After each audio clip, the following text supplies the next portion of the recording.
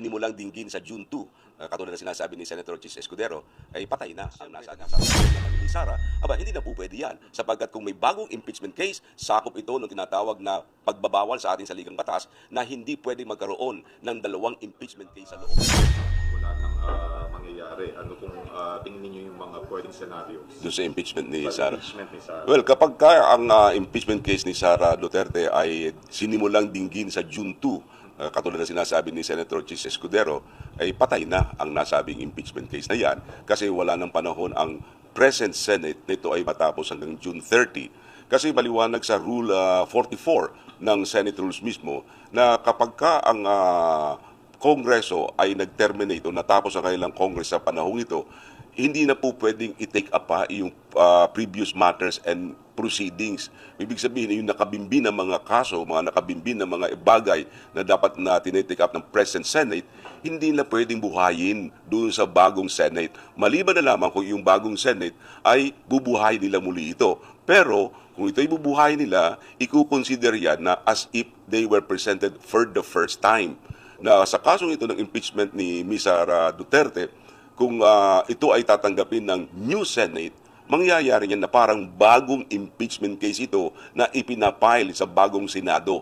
Na siyempre, nasasabihin naman ni Ms. Sara, hindi na po pwede yan. Sapagkat kung may bagong impeachment case, sakop ito no tinatawag na pagbabawal sa ating saligang batas na hindi pwedeng magkaroon ng dalawang impeachment case sa loob ng isang taon. Nang ibig sabihin, sa loob ng isang taon, isang impeachment case lamang ang pwedeng isampa sa isang impeachable official. So ang mangyayari, dapat yung same impeachment lang, pero matatransfer sa new Senate? Yes, para hindi mangyaring dalawa. No, kahit na yung same impeachment case ang ibibigay sa bagong Senate, iyon ay ituturing na bagong kaso. Hindi ito ituturing na lumang kaso, kundi ituturing itong bagong kaso as if they were presented for the first time. Kaya ang mangyayari niyan, sa loob ng isang taon, parang lumalabas na dalawang impeachment case ang isinasampa laban kay Ms. Sara Duterte na ipinagbabawal ng ating saligang batas. Kasi maliwanag din sa rule ng Senado na yung mga bagong senador, they are not bound by the actions and deliberations of the old Senate. Nang ibig sabihin, kung tayo mga bagong senador, hindi tayo gapos ang ating mga kamay para dinggin o gawing mga ginagawa ng dating mga senador. So, yun nga. So, hindi pwede, sir. Kung June 2 ang sisimulan nila, kukulangin ng panahon kasi kailangan mong pasagutin si Sara Duterte. Kailangan niya ng 10 araw. 10 araw ang binibigay ng rules nila. 5 araw naman para sa prosecutor para sagutin yung sagot ni Sara Duterte. Pagkatapos magkakaroon pa siya ng mga deliberations diyan. Baka kulangin talaga ng panahon kung sa June 2 sila magsisimula. Ngayon, ang pinakamagandang gawin nila siguro ay tanggapin nila na humingi sila ng permiso sa Pangulong Marcos na magkaroon sila ng special session.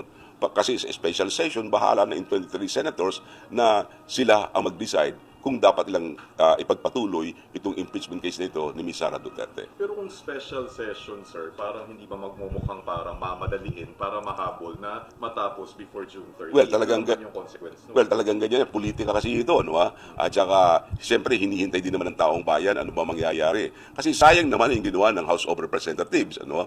Na kung on basis of technicalities, ay hindi matutuloy itong impeachment case na ito ni Ms. Sara Duterte. Ang sinasabi naman ng iba, na kasi daw ang impeachment court ay para ding regular court na pag nagpalit ng judges o nagpalit ng justices, ay tuloy lamang ang kaso.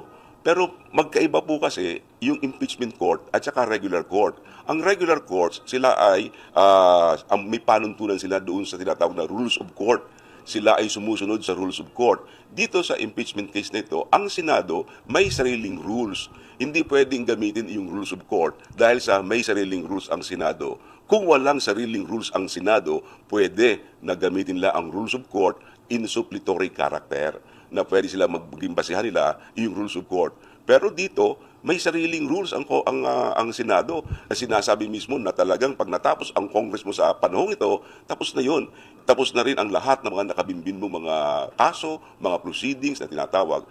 Maliwanag na sinasabi kasi ng Section 123 ng Senate Rule 44, all matters and proceedings pending in the present Senate shall be deemed terminated the creation of the new Senate. Maliwanag na maliwanag yun. So talagang it's now or never, dapat before June 30 talagang matapos and mag-special session. Yes, oo. Para itong panahon ito, at least meron pa silang February, March, April, mga 4 months pa. At palagi ko naman sa loob ng 4 na buwan, ay baka matapos nila yan. Hindi naman siya parang minamadali, sir. Hindi naman. Oo, may time naman yan. Tsaka, mahaba rin naman yung mga articles of impeachment na ginawa nila. 7 articles yan. At saka mangyayari kasi niyan, bawat article pagbubotohan nila. So matapos ang mga hearing, tatawagan ng presiding officer ng mga senador, o Senator A, how do you vote for Article 1? Ano ang boto mo sa Article 1? Guilty or not guilty? Article 2, tatanungin naman sila. So, alin man doon sa article na yon na mapatunayang guilty si Sara, patatanggal siya. Pero kung kahit isa lang doon, pero kung lahat ng articles masabing not guilty, wala siya, hindi siya matatanggal doon. So bagay, more than enough time. Yung kay-ERAP naman parang ganun. Yung kay-ERAP, halos ang buwan lang, 2 buwan lang yun eh. Hindi masyado nagtagal yun eh. Kaya palagay ko kayang-kaya yan kung sisimulan agad nila. Kasi definitely, kung new Senate na after June 30, papasok na doon yung sinasabi ninyo na, yun nga, pangalawang impeachment na hindi pwede. Yes, oo, kapag nagkaroon ng panibagong Senate na silang didinig, para lalabas na bago ito, as if presented for the first time.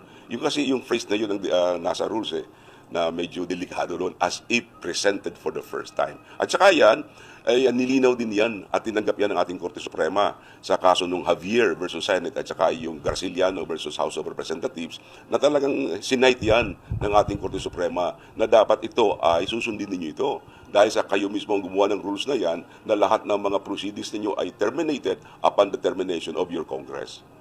Okay. And kapag in-insist pa rin yun, pwedeng mag-Supreme Court. Yes, may magandang dahilan si Sara para siya